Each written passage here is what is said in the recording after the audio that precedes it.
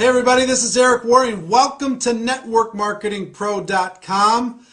I missed you. I will tell you, the last Thursday and Friday, as many of you know, I had some technical difficulties. My computer crashed, my hard drive crashed. The sad news is, part 4 of the Earl Shaw interview, the file was corrupted. So, people are working to try and recover it. So I don't have part 4 for you today. Hopefully we'll be able to get it to you and get it posted soon. If not, I'll have to go back, because I can't be the only one that knows about what Earl Shaw said in part 4 of that interview. So we'll have to get it to you one way or the other. But today, to make up for that, I want to give you something that is a jewel, something that if you use it, you will get great results, and if you don't use it, you just won't get as good a results. So many people, at the end of a presentation, they just don't know what to do. They talk to their prospect. The prospect takes a look at a videotape, or they listen to an audio tape, or they go through a presentation, or they sit in a meeting in somebody's home, or they go to a hotel, and at the end of the meeting, then they don't know what to do. They're like, what did you think? And the person says, well, I don't know. And they say, okay, well, call me. And people just leave. And what people are really looking for at that moment in time is some leadership. And I'm resistant to exact verbatim scripts. I'm very resistant to that because people never say what they're supposed to say. But I will tell you this. The power of asking questions is an awesome force. The power of asking questions, number one, and acting as a consultant in a consultant posture, in a consultant mindset, is the second most important thing. So if you're acting as a consultant to try and help them get to a result that will help them, then you're going to get better results. If you act as a salesperson, pitch, sell, and you're not asking any questions, you're just giving the facts, you just keep talking and talking and talking, you're going to have trouble, a lot of trouble, at the end of a presentation. So this is a 4-question process that I've used for 15 years that works unbelievably well. And I've trained a lot of people to use this, used it for a long time, and it's just a remarkable, simple, little consultant-based, question-based process at the end of any presentation. And it goes something like this. Question number 1 to Bob, if I'm talking to Bob. Bob, based upon what you just saw, if you were to get started in this business on a part-time basis, about how much would you need to earn per month in order to make this business worth your time? And then just wait for the answer. So I'm not invested in the answer that Bob gives me. Bob's answer is his answer. So, Sue, if you were to get involved, based upon what you've seen, if you were to get involved in this business on a part-time basis, about how much would you need to earn per month in order to make it worth your time? And then just wait for the answer. And let's say they say $2,000 a month. Fantastic. Whether they say $2,000, $5,000, $10,000, $500, it doesn't matter. Sometimes you're selling a $10,000 a month opportunity when all they want to buy is a $2,000 a month opportunity. That's what they're looking for. Sometimes you oversell it by making it too high, and sometimes you undersell it by making it too low. This business can be very flexible.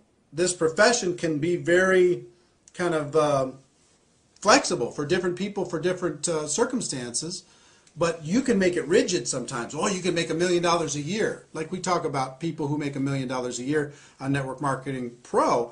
We don't talk about the people who are making $1 million a year just because we're trying to sell only that.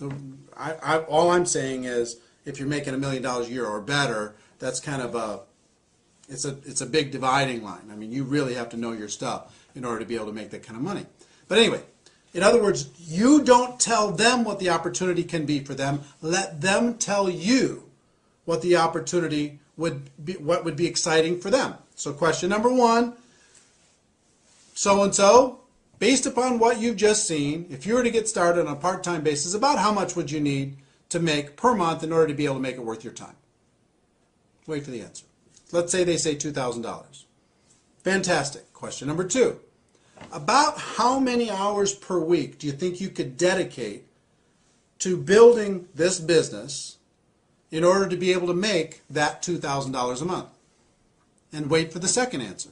About how many hours per week do you think you could dedicate in order to be able to develop a $2,000 a month income with this business? And wait for the answer. They give you the answer. Let's say they say 8 hours a week. Fantastic. Question number 3. About how many months would you be willing to work those 8 hours a week in order to develop a $2,000 passive residual income? About how many months? And wait for the answer again. About how many months would you be willing to work your 8 hours a week in order to develop your $2,000 monthly passive income? And wait for that answer. So you're going to get let's say they say 6 months. Then, and sometimes you're going to get unreasonable expectations. But let's say they say 6 months, which is reasonable. Depends on your opportunity. And again, I'm talking generically here. It's very difficult to get specific inside of any one company or any one opportunity. But let's say that that's reasonable inside your company. If someone were to be dedicated, working 8 hours a week for 6 months, focused time, and they were very coachable, that they could develop a $2,000 monthly income. Okay, let's say that that was reasonable. If it's reasonable, then you go to question number 4. Let's say it's not reasonable for a second. Let me go, and just say, because this will happen. Let's say you ask question number 1. They'd say $10,000. I'd like to make $10,000. That's what I'd need in order for this to be worth my time. How many hours would you be willing to commit to do that? I'd be willing to commit 2 hours a week. And how many months would you be willing to commit 2 hours a week? I'd be willing to commit 2 months.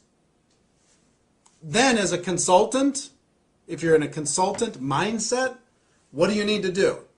You've got to say, look, I will tell you right now, that's an unrealistic expectation. In order to be able to earn $10,000 a month in a business, a brand new business, working 2 hours a week for the next 2 months, I just don't think that we can get you there. But if you're willing to change one of these 3 numbers, then we can get you there. You either have to change the 10,000 and make it lower, or you have to change the hourly and make it more hours per week, or you have to change the month and decide to give it more months. But if you're willing to change one of those numbers, or maybe 2 of the 3 numbers, then I can show you how to get there. But if you're not willing to do that, you know what, this probably isn't for you. You probably have other things that you could do. So coach them to be able to set reasonable expectations based upon one of those 3 things. Okay, so you understand? And you will gain more credibility when you say, you know what, this probably isn't for you, and you coach them into a reasonable expectation by saying you're going to have to change one of those 3 numbers. You'll gain way more credibility than you'll say, okay, fine, great, just join.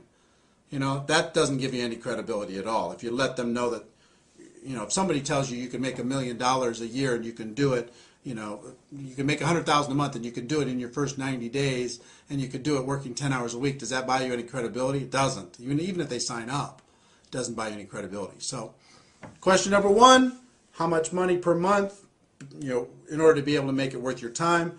Number 2, how many hours per week would you be willing to commit in order to develop that income? Number 3, how many months would you be willing to work those hours per week in order to be able to develop that income? So let's say that those are reasonable. Then question number 4 is really simple. I would just say, look, if I could show you how to get that $2,000 monthly income, working 8 hours a week, focused time, you'd have to be really coachable, over the course of the next 6 months, is there anything else you need in order to get started? Anything else you need to know in order to be able to get started? And just wait for the answer. And I promise you, 90% of the time they say, you know what, if that can happen, I'm ready to go. Because you have let them, by asking questions, you have let them create a reality that they could get excited about. Some people are going to shock you.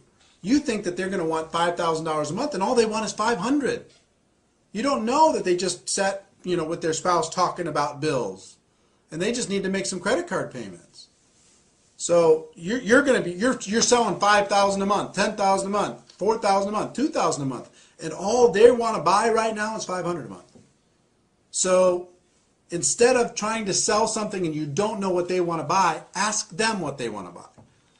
And so long as it's reasonable inside of your company, inside of your opportunity, then you can help them create a roadmap in order to be able to make that happen.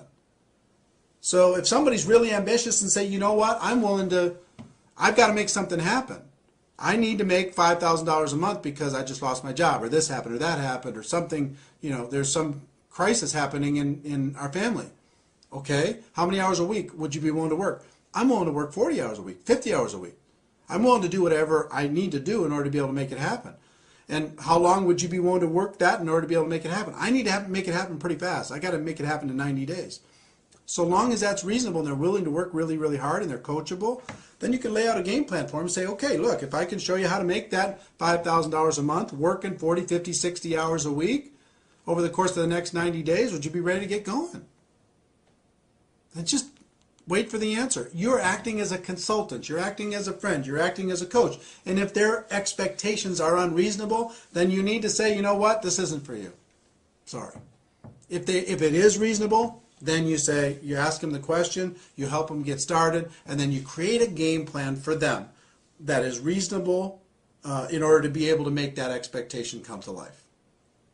I will tell you, if you will utilize this, we haven't talked a lot on Network Marketing Pro about scripts, and this is more about a concept than anything else. Be acting as a consultant, acting as a coach, not acting as a salesperson.